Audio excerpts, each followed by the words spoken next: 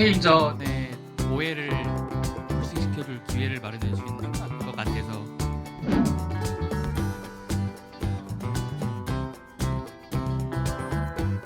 무슨 고백은 아닌데요. 제가 못 알아보거든. 청와대 시대 마지막. 그건 나중에 회고로 해서나. 제가 좀 모르겠습니다.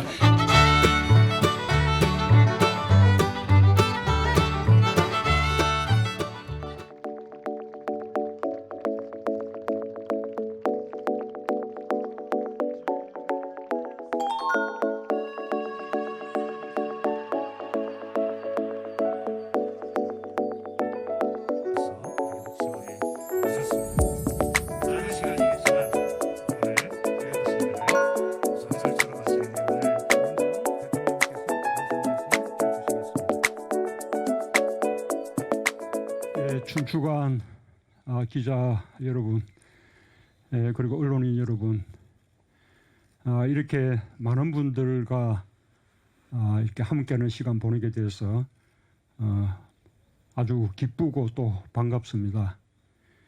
사실 오늘 이런 자리는 그 전에도 몇 번 시도가 되었었습니다.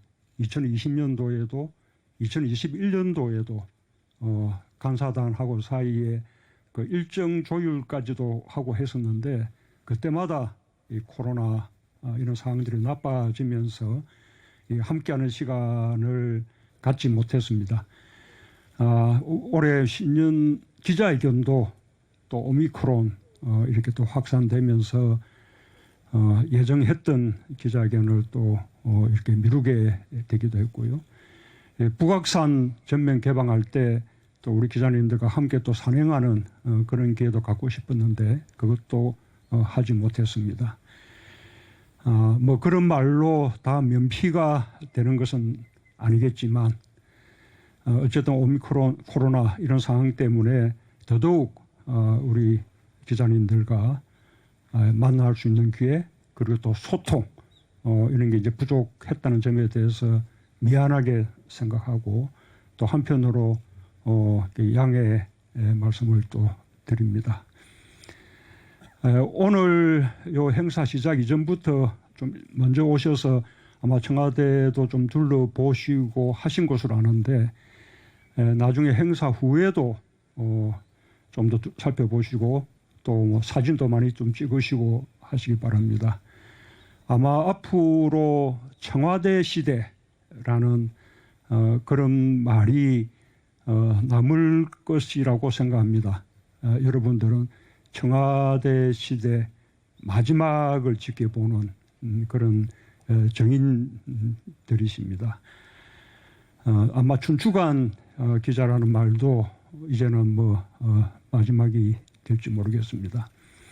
이 청와대 시대가 이제 끝난다 이렇게 생각하는 약간의 이제 소회가 있는데 혹시라도 청와대 시대를 끝내는 것이 그동안의 우리 역사 또는 청와대의 역사에 대한 어떤 부정적인 평가 때문에 뭔가 이제 청산한다는 의미로 청와대 시간을 끝낸다 그러면 저는 그것은 조금 다분히 우리 역사를 왜곡하고 좀 우리의 성취를 부인하는 것이라고 그렇게 생각합니다. 초대 이승만 대통령으로부터 곧 떠날 저에 이르기까지 역대 대통령마다 공과 과가 있습니다. 어떤 대통령은 과가 더 많아 보이기도 하고 또 사법적으로나 역사적으로 심판을 받았던 그런 대통령들도 계십니다. 그러나 이승만 대통령으로부터 지금에까지 우리 역사를 총체적으로 평가한다면 2차 세계대전 이후에 가장 성공한 나라가 대한민국이다. 그렇게 평가받고 있습니다. 이것은 국제적인 그냥 객관적이고 엄연한 그런 평가입니다. 지금까지 대한민국의 역사를 말하자면 뭔가 청산하고 이제 바꿔야 된다는 대상으로 여긴다면 저는 그것은 맞지 않다고 생각하고 오히려 성공한 역사를 더 이제 축적해 나가는 그런 것이 매우 중요하다고 생각합니다. 한편으로는 청와대는 한때 구중궁궐 그런 말을 또 이제 들었을 때도 있었지만 그는 또 전체적으로는 역시 계속해서 개방을 확대하고 열린 청와대로 나아가는 그런 과정이었다고 봅니다. 우리 정부에서만 해도 우선 청와대 앞길이 전면 개방되었고 인왕산, 북악산이 또 전면 개방이 되었고 청와대 경내 관람도 크게 늘어서 코로나 상황 속에서도 연간 한 20만 명 국민들이 청와대를 관람했습니다. 아마 코로나 상황이 없었다면 훨씬 많은 분들이 또 훨씬 더 개방된 그런 공간을 즐길 수 있었을 것이라고 생각합니다. 그렇게 청와대가 개방돼 나가고 또 열려 나가는 그런 가운데 우리는 정말 그 세계적으로 대격변의 시대를 겪었습니다. 그 격변의 시대 속에서 그래도 우리나라가 그 성공적으로 그 격변을 이겨내면서 그것을 오히려 기회를 삼아 좀 더 선도 국가로 이렇게 나아갈 수 있었습니다. 그런 격변의 현장을 여러분들께서 늘 생생하게 국민들께 잘 전달해 주시고 또 기록해 주신 것에 대해서 감사 말씀을 드립니다. 우리 정부와 언론은 서로 맡은 역할은 다르지만 이렇게 더 대한민국의 발전이라는 이런 같은 방향을 바라보면서 나아가는 같은 배를 탄 사이라고 생각을 합니다. 우리가 가끔은 역할의 차이 때문에 그 사실을 잊어버립니다. 정부는 언론이 좀 사실과 다르게 또는 너무 과하게 비판한다고 이렇게 또 섭섭해하기도 하고 또 언론은 또 정부가 또는 청와대가 언론과 더 소통하지 않는다고 또 이렇게 또 지적들을 합니다. 그러나 또 그거 역시 지금 와서 우리 크게 넓게 보면 우리가 지난 5년간 어쨌든 대한민국을 훌쩍 성장시키지 않았습니까? 그 속에 정부와 청와대가 고생했던 만큼 우리 언론 여러분도 정말로 많은 수고를 해주셨다고 생각합니다. 감사합니다. 앞으로 다음 정부에서도 그처럼 이렇게 정부와 함께 대한민국을 발전시켜가는 그런 그 역할을 계속해 주시기를 바라고요. 저는 이제 곧 끝납니다만 끝나면 그냥 평범한 국민, 평범한 시민으로 그렇게 이제 살아갈 생각입니다. 뭐 이게 오며 가며 혹시 또 우연히 이렇게 이제 보게 되면 서로 이제 반갑게 인사를 나눌 수 있기를 바라겠습니다. 혹시 제가 못 알아보거든 청와대 시대 마지막 출입 기자였다고 소개를 해주시기 바랍니다. 자, 오늘 좋은 소통 시간 되길 바라겠습니다. 감사합니다. 네, 대통령님 귀한 말씀 감사합니다.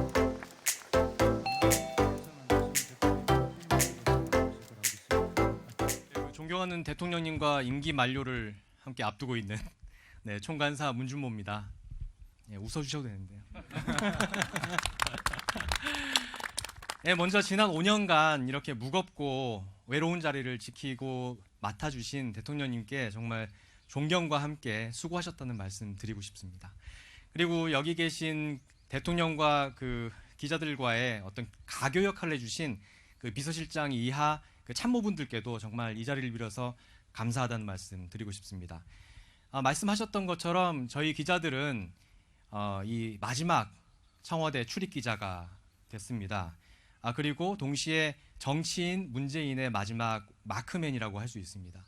돌이켜보면은 사실 가족들과 함께 있었던 시간을 빼놓고는 항상 대통령님 생각을 했던 것 같습니다. 이 무슨 고백은 아닌데요.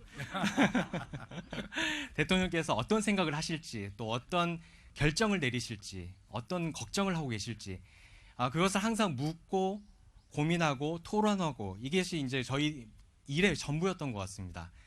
그런 의미에서 오늘 이 마지막 저희가 이제 대통령께 질문을 드릴 수 있는 그리고 답변을 드릴 수 있는 이 자리는 저희한테 너무 소중한 시간입니다. 오늘 오전에 백신을 맞으시고 또 이렇게 이 선체로 사실 답변을 하신다는 게 제가 마음에 많이 걸립니다. 하지만 오늘이 마지막인 만큼 저희가 죄송합니다. 긴장했나 보네요. 대통령님의 말씀을 한 말씀이라도 더 얻고 갈 수 있도록 하여튼 저희가 간곡히 또 부탁을 드립니다. 그리고 기자분들도 질문을 좀 간결하게 해주셔서 대통령님께 조금 더 많은 시간을 드릴 수 있었으면 좋겠습니다. 하여튼 이 자리를 빌어서 이 어려운 상황 속에서도 이 자리 마련해 주신 그 청와대와 참모분들께 다시 감사하다는 말씀 드리겠습니다. 감사합니다.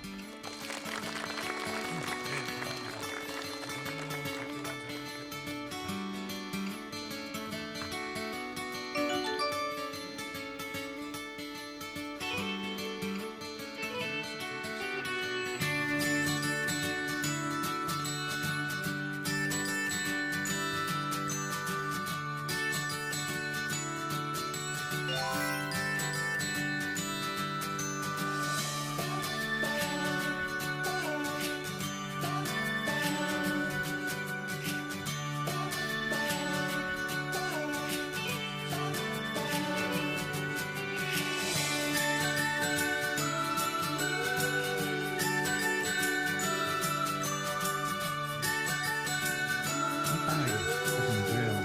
잘하셨습니다. 자, 그럼 제가 할까요?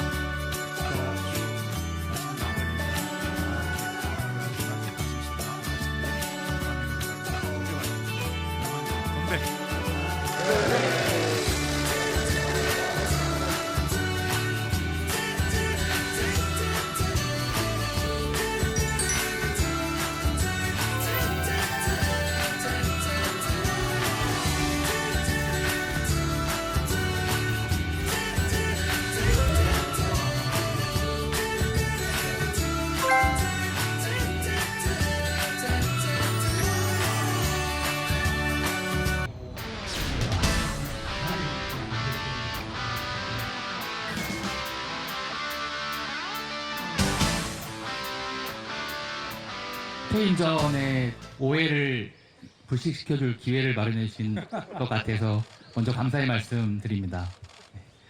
아무래도 2주 뒤에 대통령의 삶을 어떤가 모든 국민들께서의 가장 큰 관심사일 것 같습니다.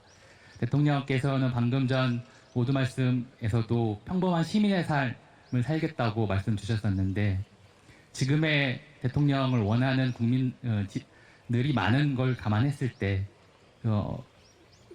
어떤 형식으로든 대통령을 찾는 목소리들이 이어질 것으로 예상이 됩니다. 향후 지방선거, 총선, 대선까지의 과정에서 대통령을 찾는 목소리들이 많을 것으로 예상되는데 그 과정에서의 어떤 다른 행보나 메시지나 이런 걸 일절 관여하지 않으실 것으로 진지 궁금하고요. 예전에 노무현 대통령께서 만드셨던 민주주의 2.0와 같은 이러한 다른 형태의 구상 혹시 갖고 계신지 궁금합니다. 아울러 한 가지 허용이 된다면 한 가지 더 여쭤보고 싶은데요. 김정은 위원장과의 친서에서 얼마 전에 한반도 평화를 위해 마음으로 함께하겠다 말씀 주셨었는데 그것을 보고 많은 사람들은 예전에 그 지미 카터 전 미국 대통령이 북핵 위기를 극복했듯이 대통령께서도 상황이 주어진다면 어떤 대북관계, 남북미 관계 개선을 위한 역할을 하시지 않을까 하는 이런 기대감이 좀 있는 것 같습니다. 이 부분에 대한 구상도 좀 함께 들려주셨으면 감사하겠습니다.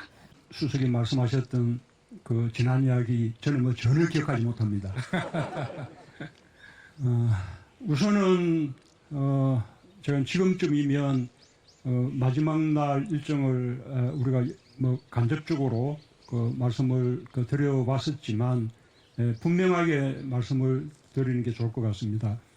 저는 5월 9일 18시 그냥 업무 우리 마침 퇴근 시간에 청와대에서 퇴근을 할 계획입니다. 그리고 하룻밤을 청와대 바깥에서 이렇게 보내고 그리고 다음 날 새 대통령의 취임식에 참석한 이후에 KTX로 지방으로 내려갈 계획입니다. 마지막 날 밤을 청와대에서 보내지 않는 것이 전혀 불편하지 않습니다. 그냥 우리가 그날 12시까지는, 밤 12시까지는 우리 정부의 책임이기 때문에 우리 청와대의 야간 당직 근무자들이 근무를 하면 되고, 저는 이제 여러 가지 업무 연락망을 잘 유지를 하면 됩니다. 그렇기 때문에 그런 부분을 조금이라도 뭐 신구 정권 간의 무슨 갈등 그렇게 표현하지 말아 주시기를 당부드립니다. 저는 언론이 왜 갈등이란 말을 좋아하는지 잘 모르겠어요. 과거에 노무현 대통령은 새 대통령 취임하는 날 아침까지 여기 청와대 계시다가 취임식에 참석하러 나간 것이 떠나는 것이었는데, 그것은 마지막 날 밤 청와대에 있는 것이 좋아서 그랬던 것이 아닙니다. 그때는 이미 짐들은 다 이사를 가고 사람만 남는 상황이기 때문에 상당히 마지막 어수선하고 불편한 그런 상황입니다. 그럼에도 불구하고 새 정부의 임기가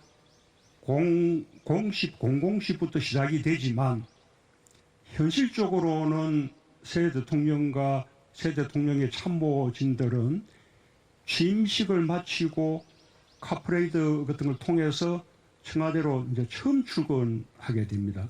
그래서 청와대의 새 대통령 팀들이 입성할 때까지는 현실적으로 몇 시간의 공백이 있는 거예요. 맞아면 이제 노 대통령은 초과 근무로 그 시간까지 좀 이렇게 책임지겠다는 생각으로 계셨던 것이고, 지금은 또 다른 곳에 가서 직무를 할 계획이고 바로 또 그날부터 개방을 한다고 하는 것이기 때문에 굳이 뭐 제가 그렇게 하지 않아도 문제가 없는 것이죠. 그렇게 좀 담담하게 그렇게 일을 봐주시기를 당부드리고요. 퇴임하면 제가 이제 잊혀진 삶을 살고 싶다 그렇게 말씀을 드렸는데, 특별히 무슨 뭐 은둔 생활을 하겠다 그런 뜻은 전혀 아닙니다. 다만 현실 정치에 관여하지 않고 특별히 주목끄는 그런 삶을 살고 싶지 않다 그런 뜻입니다. 그냥 평범한 시민, 평범한 국민으로서 가고 싶은 데 가보고 뭐 먹고 싶은 데 있으면 찾아가서 먹기도 하고 뭐 여행도 다니고 뭐 여러 가지 그냥 보통 사람처럼 살 겁니다. 그렇게 하면 오며 가며 또 자연스럽게 우리 또 국민들 만날 수도 있을 테지요.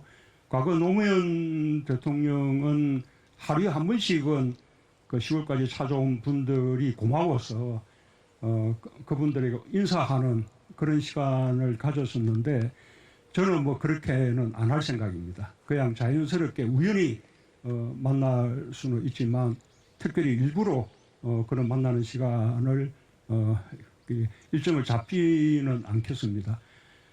그 밖에는 뭐 지금으로서는 아무런 계획을 하고 있지 않습니다.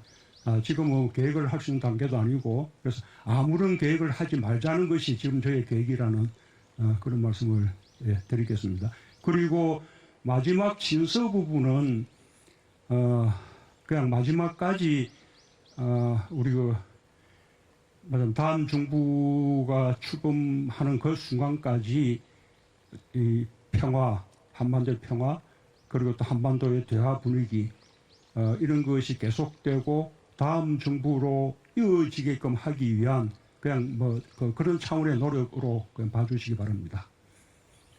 네, 감사합니다. 다음 달 석간탄 신일을 앞두고 지금 다시 사면론이 제기되고 있는데, 대통령님이 임기 중에 마지막 사면을 할 생각이 있으신지 궁금하고요. 만약에 그렇지 않으시다면 그에 대한 설명도 좀 부탁드립니다. 특히 이명박 전 대통령과 김경수 전 지사에 대한 국민적 관심이 높은데 그에 대한 검토를 하고 계신지 궁금하고요. 아울러서 이재용 삼성전자 부회장, 신동빈 롯데 회장 같은 경제인들과 그다음에 정경심 교수나 이석기 전 의원에 대한 각계의 사면 요청이 있거든요. 거기에 대한 각자 입장도 좀 부탁드립니다. 감사합니다. 그분들에 대한 그 사면의 요청이 뭐 각계에서 있는 것은 사실입니다. 뭐 사면은 그 대통령의 고유 권한이라고들 합니다. 그러나 대통령이 마음대로 할 수 있는 권한이라고 생각하지 않습니다. 이 사면은 이 사법 정의와 이제 부딪힐 수 있기 때문에 사법 정의를 마저 보완하는 그런 이제 그 차원에서만 행사되어야 한다고 생각을 합니다. 결코 뭐 대통령의 특권일 수는 없습니다. 이 사법 정의를 보완할 수 있을지 그분들에 대한 사면이 또는 사법 정의에 부딪힐지라는 것에 대한 판단은 전적으로 국민들의 몫이라고 생각합니다. 말하자면 국민들의 지지 또는 공감대 여부가 여전히 우리가 따라야 할 판단 기준이라고 생각합니다. 오늘은 이렇게 원론적으로만 답변드릴 수밖에 없다는 점을 양해해 주시기 바랍니다. 국민의힘도 합의를 뒤집고 재논의를 시작한다고 하고요. 첫 번째 질문 드리겠습니다. 대통령과 이재명 후보를 지키기 위해 임기 내 검수완박을 해야 한다는 민주당 주장에 동의하시는지 궁금합니다. 두 번째는 민주당이 원안이나 국회의장 중재안을 강행 처리한다면 거부권을 행사하실지 궁금합니다. 그리고 마지막으로 김호수 검찰총장 사표 처리하실 건지 답변 부탁드립니다.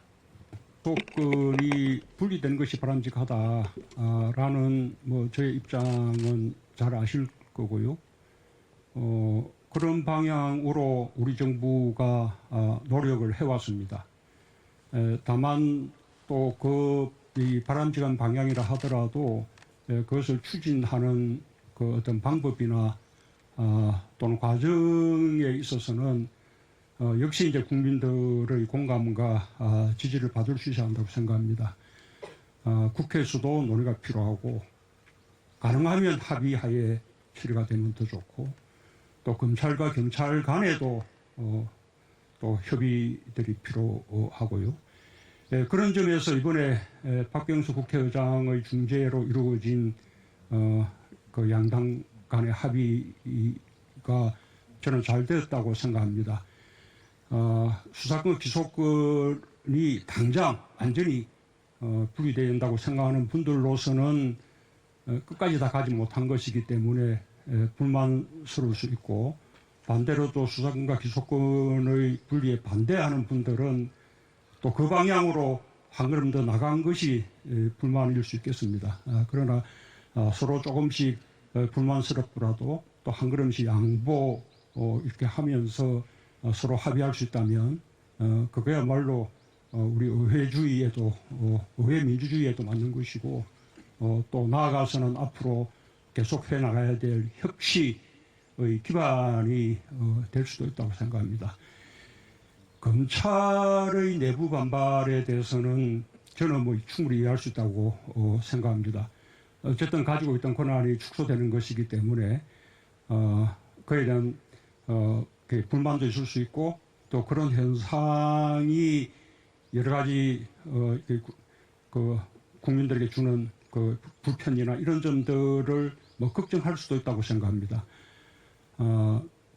다만 이렇게 이번 합의안에 따르더라도 검찰이 그동안 아주 장점을 보여왔던 부패 수사나 경제 수사 부분은 직접 수사권을 보유하게 되고 또 직접 수사권이 없는 부분도 좀 중요한 사안들은 영장이 청구되거나 또 기소까지 가게 되기 때문에 그런 영장을 검토하는 과정 또 기소 여부를 검토하는 과정에서 검찰이 보안 수사 요구를 할 수 있게 됩니다. 오히려 검찰이 잘하는 일에 더 집중할 수 있는 그리고 중요한 일에 더 집중하고 보다 가벼운 사건들은 경찰에 넘겨서 빠르게 처리할 수 있게 하는 그런 방안이 될 수도 있다고 생각합니다. 검찰이 가지고 있는 여러 가지 수사 능력 부분은 앞으로 이번 합의안에 담긴 대로 중대범죄수사청 같은 것들이 만약에 만들어진다면 거기에 수사검사와 수사관들의 검찰 수사관들의 수사 능력 그리고 또 검찰의 일부 특수수사 능력 이런 부분들이 충분히 활용될 수 있을 것이라고 봅니다. 뿐만 아니라 좀 다소 불만스러운 점이 있다 하더라도 앞으로 또 후속 절차 과정에서 얼마든지 보완될 수 있는 것이고 결국 수사권, 기소권 분리의 문제는 검찰과 경찰이 얼마나 협력해서 국민들을 위한 그 수사 효율을 높이고 공정한 수사를 이루게 하느냐 거기에 달려 있다고 생각합니다. 그런 방향으로 검찰이 더 노력해 주기를 바람하지 않습니다. 대통령님께서는 지난 5년간 많은 결단과 선택의 시간을 보내셨는데요. 특히 조국 법무부 장관과 윤석열 검찰총장의 임명을 두고는 사회적 진통과 논란이 적지 않았습니다. 혹시 그때 결정을 좀 후회하시는지, 만약 그 당시로 돌아가신다면 다른 결정을 내리고 싶으실지 좀 궁금하고요. 마지막으로 조국 법무부 장관에 대해서는 마음의 빚이 있다고 표현을 좀 하셨는데 그게 좀 어떤 의미고 지금도 같은 입장을 가지고 계신지 여쭤보고 싶습니다. 이미 여러 차례 드렸던 말씀이고요.